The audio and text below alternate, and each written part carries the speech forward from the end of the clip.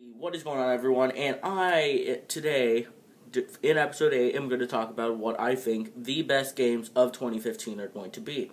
Now, let's go all the way back to January. The games I bought in January was specifically only Dying Light. I did get the Call of Duty DLC Season Pass, but I'm very disappointed in my purchase of that, along with the Ghost Season Pass. If anything, I should have bought the Black Ops 2 Season Pass, but at the time I got my Xbox Live like a year earlier. I had no clue what the heck it was, so wasting my money on 2 season passes. But the best games, I think, at number 1, I feel that Star Wars Battlefront.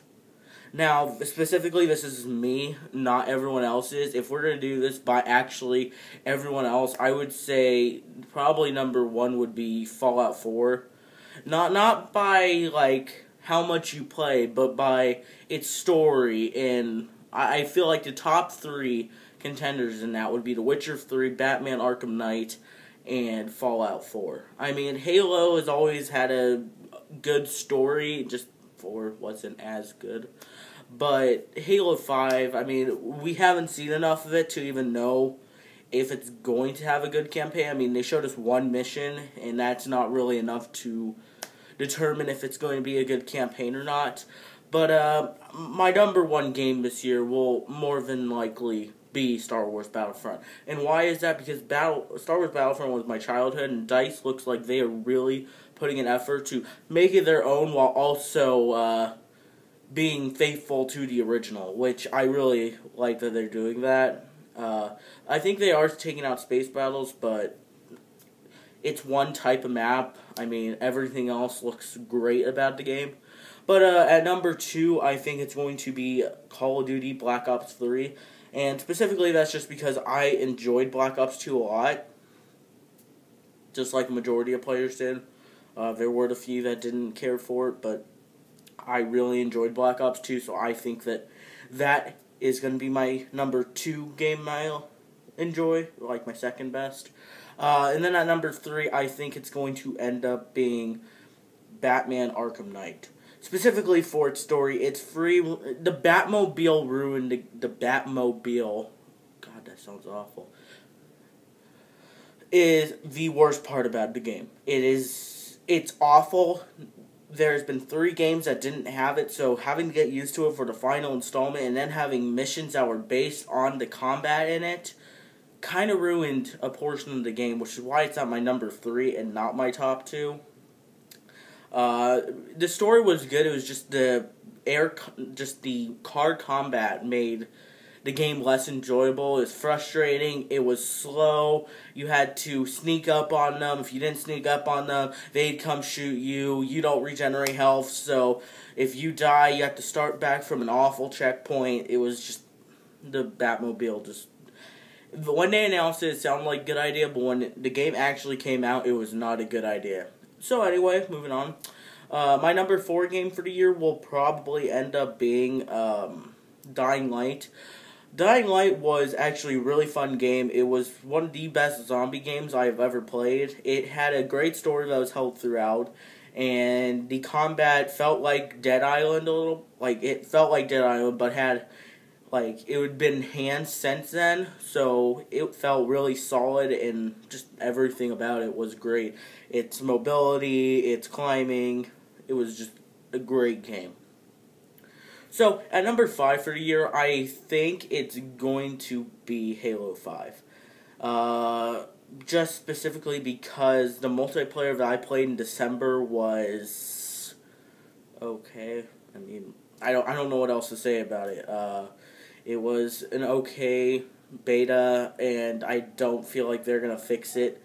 I mean, it wasn't even really the combat. It was just they switched all these controls up, making it so that they were just out of the way to use. Like, slamming someone was like pressing B, and just you don't think about it when you're in the middle of being straight up next to someone running at them. So, I mean, the game could end up being like my top 4, but it just, based on what they've showed us, I mean, they didn't show us a single thing about Master Chief when they showed anything off at E3. All they showed us was Locke going after him. everyone already knew that, so it wasn't a big spoiler that he was going after him with a group. At number 6, I would probably have to say it will be... Calm down, the hate's bad to come. Probably Destiny the Taken King. Specifically because it will, as far as I've heard about it, it is getting its storytelling back to like Halo was, not like the crappy story we've had recently. It was awful, specifically Dark Below and main game. And yeah, that's and plus the subclasses look really nice. Like the Warlock one, you have electricity and you can just zap them to death. So I'm really excited for that. And the raid, we haven't heard much about it, but the fact that we're getting another raid makes me excited. But right behind that would probably be at number 7 would be Forza Motorsport 6. Specifically just because they are adding rain. Rain is finally in the game, so I am excited about that, and it is realistic rain, so if you hit that puddle too fast, you're going to spin out, so that sounds fun to me. It could end up being awful, could ruin the experience, but it looks fun. And the games I'm not going to put in the list is going to be Payday 2 Crime Wave Edition, specifically because it's a remake, Elder Scrolls Online, because it's an online MMORPG, and MMORPGs always turn out... Either you like them or you don't, so I'm not even going to put that in there.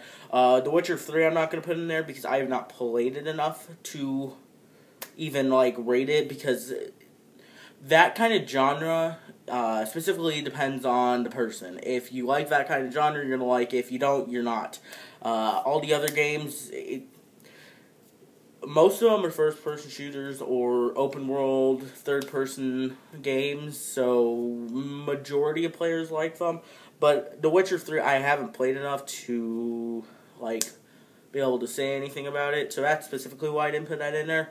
I'm not going to put down Game of Thrones Episode 1 either, because I have not completed that.